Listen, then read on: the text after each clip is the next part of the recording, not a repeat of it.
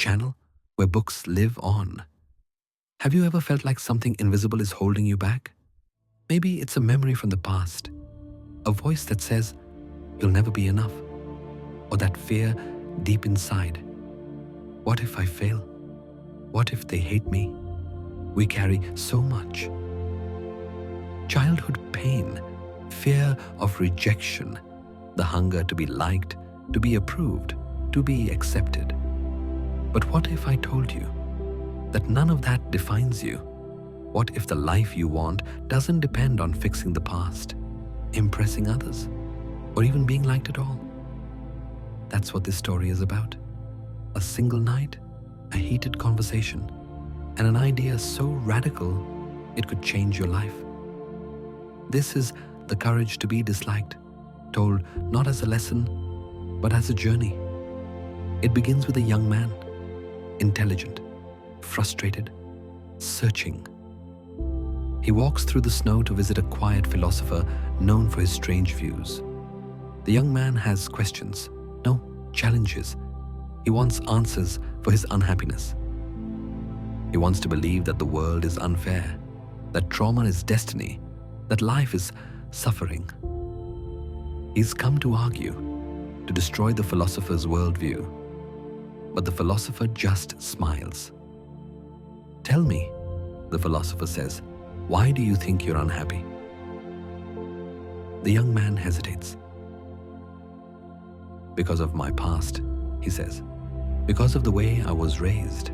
Because of who I am. The philosopher nods slowly, then says something the young man never expected. That's not true. You are not unhappy because of your past, he says. You are unhappy because you have chosen to be. The young man recoils. How dare you say that? You know nothing of my pain, my childhood. But the philosopher doesn't flinch. You are not the victim of your past. You are the author of your present. And with that, the battle of ideas begins. Let's pause here. Ask yourself this. What if your past didn't control you? What if trauma, pain, regret were just stories you've chosen to keep telling? You see, the courage to be disliked is based on the ideas of Alfred Adler, a psychologist who believed something radically different from Freud or Jung. Where Freud said, "You are your past," Adler said, "You are your goals." In Adler's view, we don't act because of what has happened to us. We act because of what we want to happen, even if we don't know it. Take this example. A woman says she cannot go out and make friends because she was bullied as a child. She believes the past is to blame.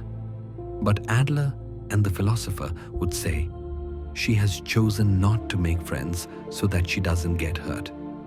She is avoiding pain, not because of the past, but because of a goal to protect herself. Her pain is real, but her present actions are still a choice. This flips everything on its head because it means you can change today. You don't need to heal every wound, solve every trauma, or seek endless closure. You just need the courage to choose something new. The philosopher calls this the teleological view of life, that we act not from causes, but toward goals. If you always stay in your comfort zone, maybe your goal is to avoid failure. If you procrastinate, maybe your goal is to never risk being judged. It's not that you can't change. It's that not changing serves a purpose. This is hard to swallow because once you accept it, you have to take full responsibility for your life, and that's terrifying. We live in a world obsessed with blame. We blame our parents, our bosses, our partners, our genes, our past, because it feels safe. If it's someone else's fault, we don't have to do the hard work of changing. But blame is a prison. And freedom begins when you take radical ownership. That's what the philosopher wants the young man to see. And slowly, he starts to get it. The philosopher teaches that every life problem is a relationship problem. Why? Because we define ourselves through others. We compare, compete, perform. We desperately want to be liked, so we betray ourselves. We say yes when we want to say no.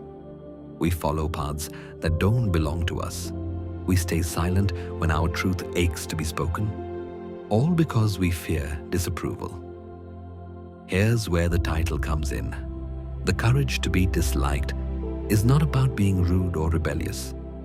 It's about having the strength to live authentically, even if that means disappointing others. You stop trying to please everyone. You start showing up as you are. You begin to say, "This is me." And it's okay if you don't like it. It's easy to think this leads to isolation, but it doesn't. Because once you stop faking who you are, the right people will find you. You stop living life as a performance and start living it as a creation. The philosopher calls this separation of tasks. You are responsible for your own life.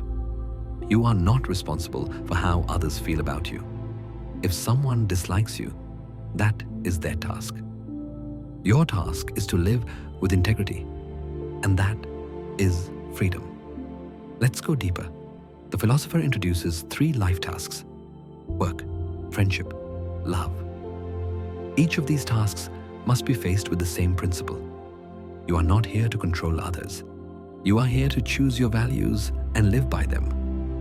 In love, you cannot demand someone change. You can only love them as they are. In work, you cannot expect validation. You must do what fulfills you. In friendship, you cannot manipulate. You must offer your true self. When we cross the boundary between our task and another's, we create conflict. When we stay within our own task, we find peace. So what does it mean to live this way? It means you stop waiting for permission. You stop living life with one foot on the brake. You stop saying, "One day, I'll do what I really want." You stop being afraid of being disliked. You start being you, fully, unapologetically, courageously. The young man in the story resists every step. Like most of us, he wants guarantees. He wants love without risk, change without pain, freedom without rejection. But the philosopher keeps reminding him, there is no growth without discomfort. There is no truth without courage. And there is no self without choice. In the end, it comes down to this. Do you want to be liked by everyone or respected by yourself? Do you want to live a life of comfort or a life of freedom?